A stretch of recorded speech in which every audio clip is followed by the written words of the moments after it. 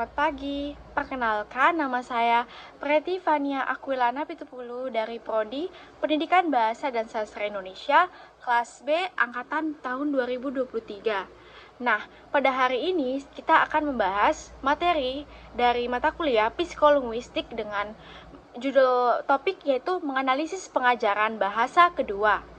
Pada kesempatan kali ini kita akan membahas 3 topik, yaitu yang pertama ialah menganalisis konsep pembelajaran bahasa. Nah, yang kedua itu ada menginterpretasikan sejarah pembelajaran bahasa. Nah, yang terakhir itu ada mengkaji faktor-faktor yang mempengaruhi pengajaran berbahasa.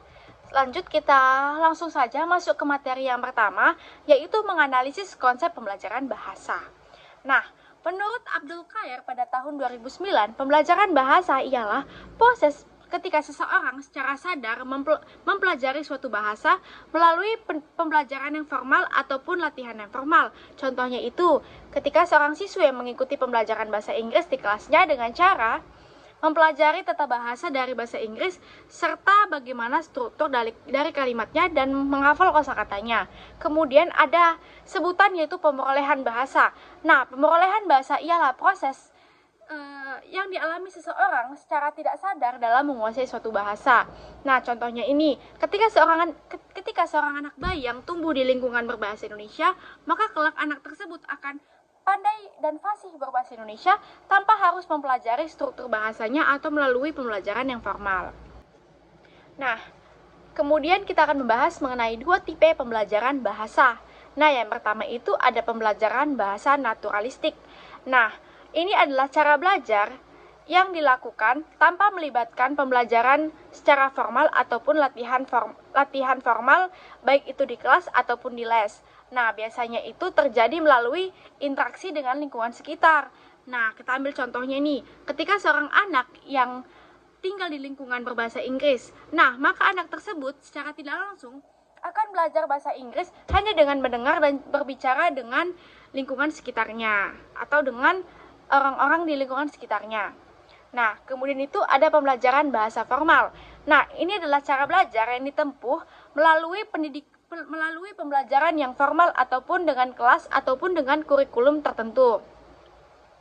Contohnya ini, ketika seorang siswa yang sedang belajar bahasa Inggris yang menghafal kosakata, mempelajari tata bahasanya, serta mempelajari struktur kalimat dari bahasa Inggris tersebut.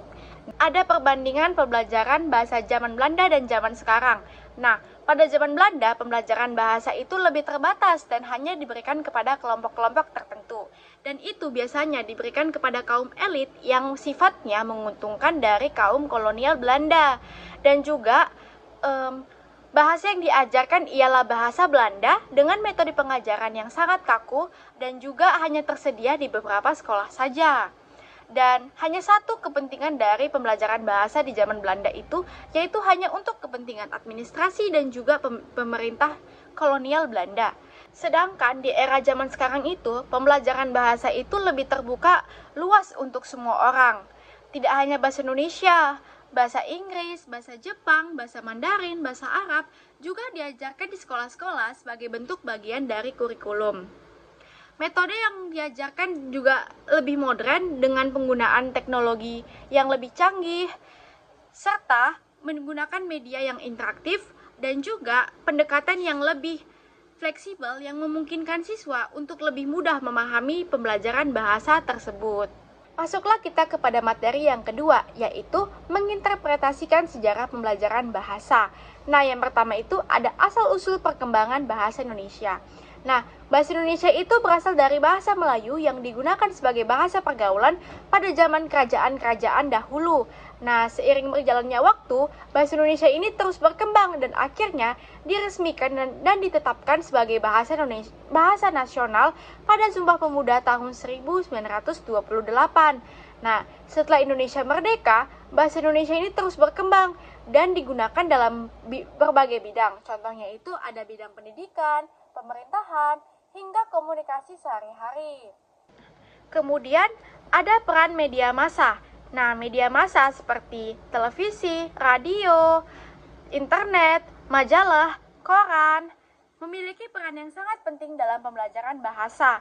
Nah, media massa membantu menyebarkan bahasa Indonesia ke seluruh masyarakat dan juga memperkenalkan kosakata baru kepada seluruh masyarakat seiring perkembangannya zaman.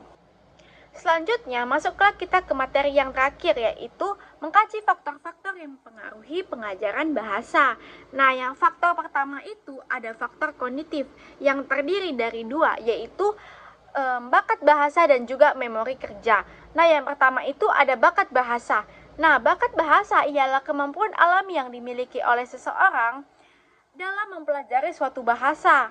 Nah, pada umumnya, orang yang memiliki bakat bahasa ini cenderung akan lebih mudah memahami kosakata baru serta mempelajari tata bahasa yang baru. Nah, yang kedua itu ada memori kerja. Memori kerja ialah kemampuan otak dalam memproses dan juga menyimpan informasi dalam waktu yang singkat. Nah, memori kerja ini memiliki peran yang sangat penting dalam pengajaran bahasa, yaitu untuk memahami kalimat yang panjang, yang kedua untuk menghafal kosakata baru, dan juga untuk menganalisis bagaimana tata bahasa dan struktur bahasa dari bahasa yang dipelajari. Nah, kemudian itu ada faktor kedua, yaitu faktor afektif. Nah, itu terdiri dari dua, yaitu yang pertama ada kecemasan berbahasa, dan yang kedua itu kesiapan untuk berkomunikasi. Nah, yang pertama itu ada kecemasan berbahasa. Nah, kecemasan berbahasa ialah kondisi ketika seseorang itu merasa gugup ataupun takut dalam menyampaikan atau menggunakan bahasa keduanya atau bahasa yang dia pelajari. Nah, mungkin kecemasan berbahasa ini muncul akibat faktor mungkin yang pertama itu takut akan membuat kesalahan, yang kedua itu kurang percaya diri, yang ketiga itu ada pengalaman yang buruk sebelumnya. Nah, contohnya ini seorang siswi yang diminta oleh gurunya untuk menyampaikan pidato berbahasa Inggris di depan kelasnya. Nah, siswi tersebut merasa gugup atau grogi dikarenakan dia takut jika dia mengucapkan ada tutur kata yang salah, dia takut akan ditertawakan oleh teman-temannya. Kemudian itu, yang kedua itu ada kesiapan untuk berkomunikasi. Nah, ini adalah kondisi ketika seseorang itu sudah merasa nyaman ataupun cukup berani dalam menggunakan bahasa keduanya. Nah, kemudian kita akan masuk ke faktor yang ketiga, yaitu faktor motivasi. Itu ada 3 tahap, yaitu yang pertama ada tahap pra-aksional, tahap aksional, dan tahap pasca-aksional. Nah, yang pertama itu ada tahap pra-aksional. Ini adalah tahap motivasi, yaitu ketika seseorang itu memiliki motivasi untuk mempelajari bahasa kedua. Nah, biasanya motivasi ini muncul akibat hobi ataupun tuntutan dari pekerjaan. Nah, contohnya ini, ketika Pak Budi yang ingin ke Jepang karena ingin melihat anime di sana. Nah, untuk mendukung perjalanan dia ke Jepang, maka dia ingin mempelajari bahasa Jepang untuk mempermudah komunikasi dia nanti di Jepang kelak. Kemudian ada tahap aksional. Nah, tahap aksional ini ialah tahap ketika seseorang ini sudah mulai mempelajari bahasa. Nah, serta mempertahankan bagaimana agar motivasinya ini tidak luntur ataupun tidak mudah menyerah. Kemudian itu ada tahap pasca aksional. Nah, tahap ini adalah tahap ketika seseorang itu ingin mengevaluasi dirinya setelah belajar. Contohnya itu ketika Pak Budi yang tadi sudah mengikuti les bahasa Jepang selama 6 bulan. Nah, kemudian dia akan mengevaluasi dirinya, apakah usahanya sudah cukup atau perlu perbaikan yang lebih lanjut. Sekian pemaparan dari saya, semoga informasi ini dapat bermanfaat bagi kita semua. Jika ada yang kurang, saya mohon maaf. Terima kasih.